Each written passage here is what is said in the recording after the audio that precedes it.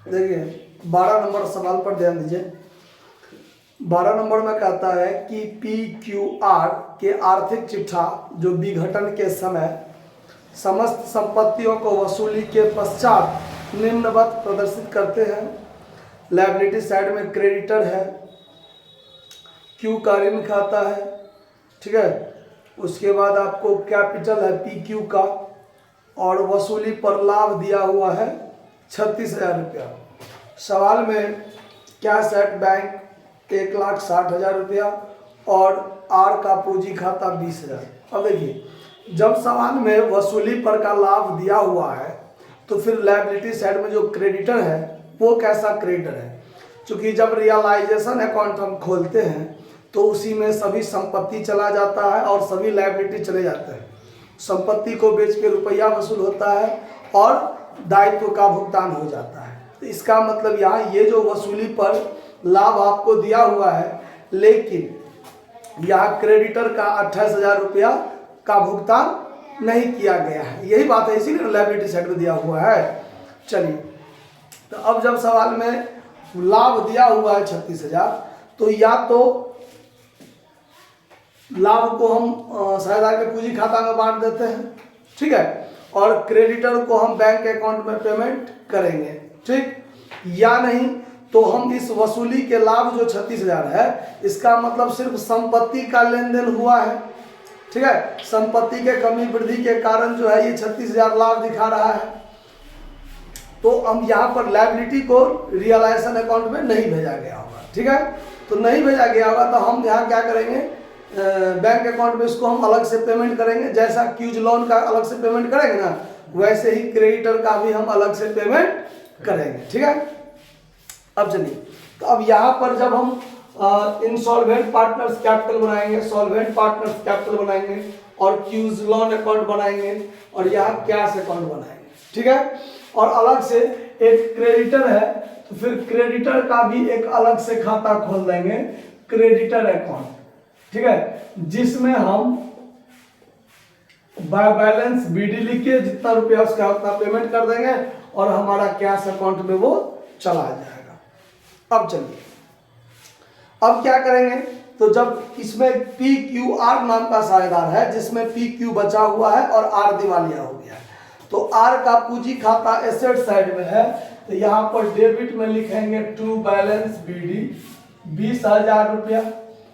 PQ का liability side में है तो टू बैलेंस BD, PQ का पूंजी है 60,000 40,000, 60,000 40,000, ठीक है।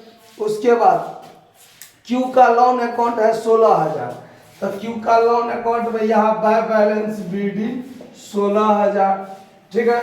और उसके बाद 28,000 है क्रेडिटर, तो बाय बैलेंस BD 28,000, ये हुआ क्रेडिटर का। और कैश का है टू बैलेंस BD, कैश का शेष कितना है देखिए 1,60,000, यहाँ 1,60,000 टू बैलेंस BD, बात खत्म। अब रह क्या गया, वसूली खाता का लाभ 36,000।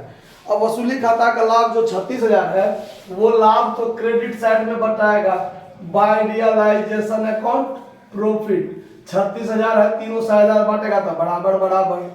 बाय रियलाइजेशन अकाउंट प्रॉफिट 12,000 12,000 12,000, तीनों में 12,000 हो गया।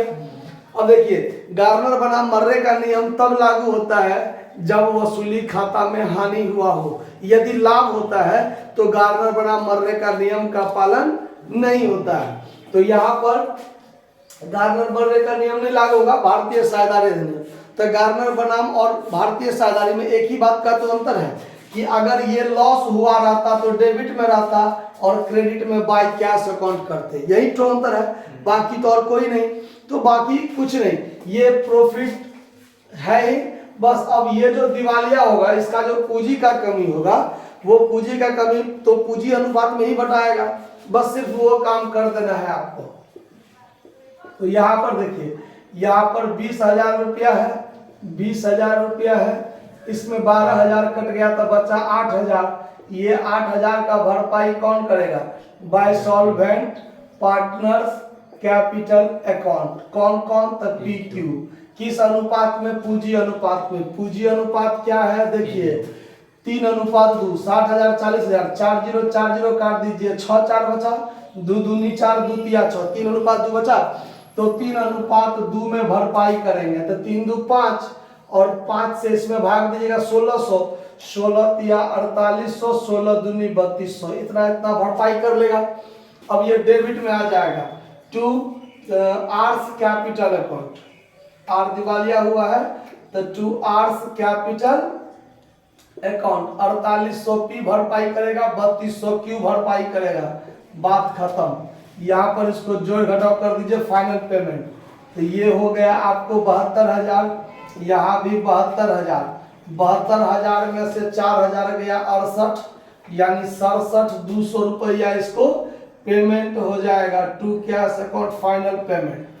यहाँ हो गया 52,000, 52,000 यहाँ भी लिखेंगे और इसमें से 3200 काट लेंगे तो कितना हो जाएगा 49, यानी 48,800 इसको पेमेंट हो जाएगा। बात समझ में आ गया। अब क्यूज लोन अकाउंट, तो यहाँ भी इसको पेमेंट ही करना पड़ेगा। यहाँ 16,000 है तो 16,000 डेबिट में to cash account final payment करना पड़ेगा, कितना 16,000। ये है क्रेडिटर 28,000, तो इसको भी भुगतान करना पड़ेगा 28,000, 28,000 इसको भी डेबिट साइड में to cash account final payment करना पड़ेगा, कितना 28,000, कुछ नहीं तो 28,000।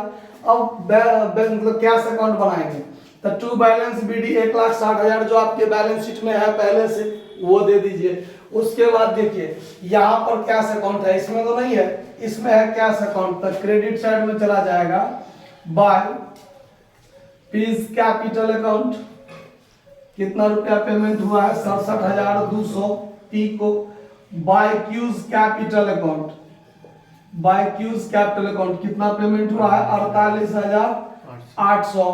फिर यहाँ क्यू को 16,000 पेमेंट हुआ है तो by Q's capital account, by Q's loan account, by Q's loan account 16,000 इसको पेमेंट, और फिर बाय क्रेडिटर, क्रेडिटर को पेमेंट हुआ है तो बाय क्रेडिटर्स अकाउंट कितना रुपया 28,000 रुपया इसको पेमेंट हो गया। अब दोनों साइड जोड़ दीजिए, ये 1,60,000 हुआ, इधर भी 1,60,000 होना चाहिए, 8 2 10, 1,000 हासिल, 8 6 14, 14 8 22, 22 और 7 29, 31 हासिल 3 2 5, 5 1 6, 6 4 10 6 16, 1,60,000 रुपया था, 1,60,000 रुपया मेरा क्या हो गया खर्च हो गया। कहीं कोई दिक्कत नोट कर लीजिए इसको।